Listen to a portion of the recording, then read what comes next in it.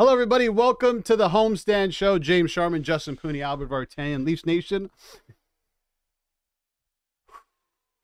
Let's take a deep breath here.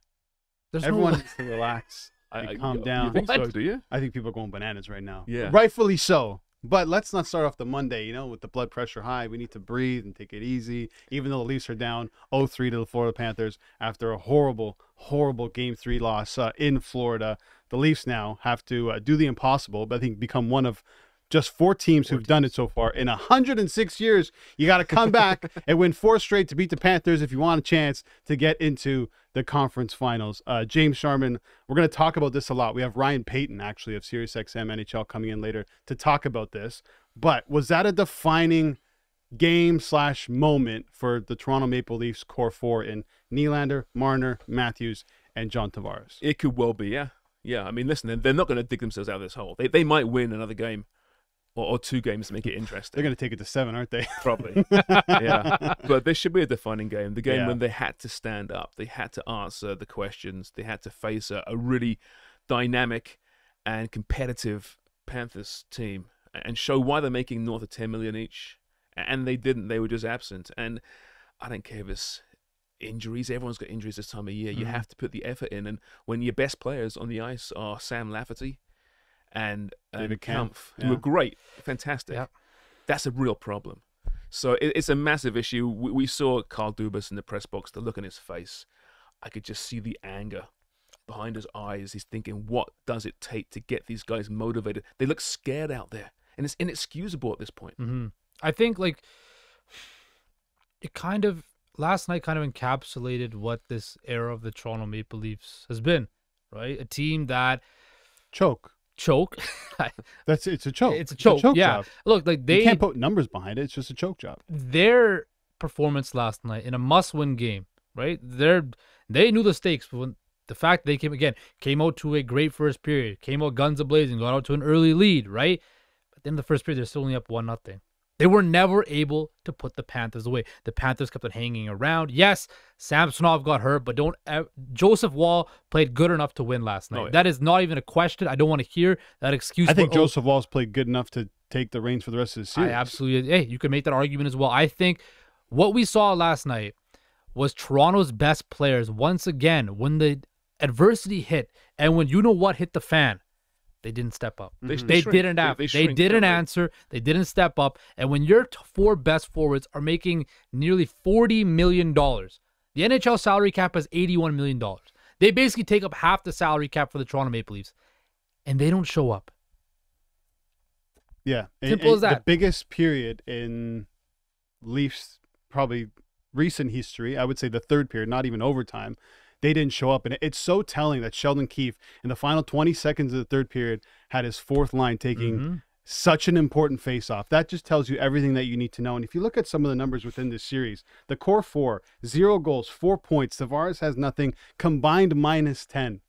That's flat out embarrassing. And there's what I mean? There was talk about Mitch Marner winning the Selke Trophy. Then Morgan Rice said a couple of days ago, if I'm telling kids who to watch Mitch Marner. Well, kids, don't watch Mitch Marner play in the playoffs, because based on what he did last that year. is a no-show right there. $11 million for a no-show.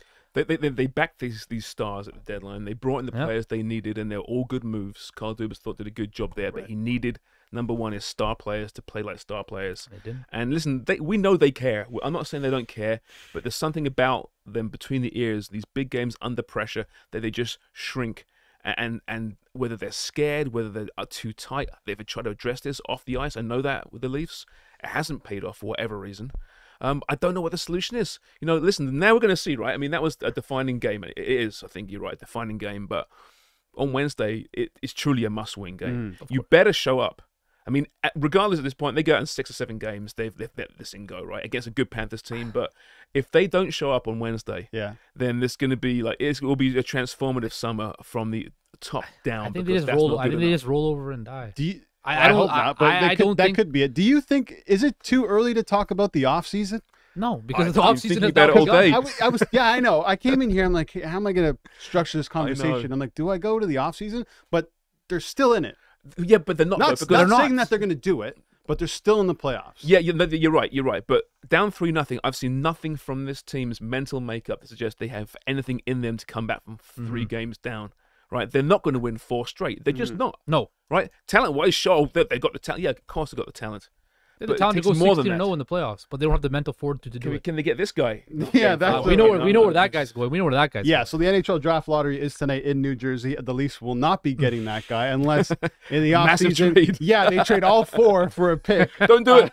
Don't do it. Whoever gets him, don't do it. It ain't Don't- worth it. Yeah, please don't ruin Connor Bedard. We already thought the disease is starting to take over Ryan O'Reilly. Yeah. That tape-to-tape pass to the Florida Jeez. Panther player. Oh, what was I'm Sam like, Bennett it's happening doing? to Ryan. Oh, I know. Ryan O'Reilly. What of all was Sam people. Bennett doing with the between It's the legs? infectious. What's It's the point? contagious. This disease, this blue and white disease, which Brian The Burke called blue it, and white it's now infecting Ryan O'Reilly. I know. I don't know what's going on.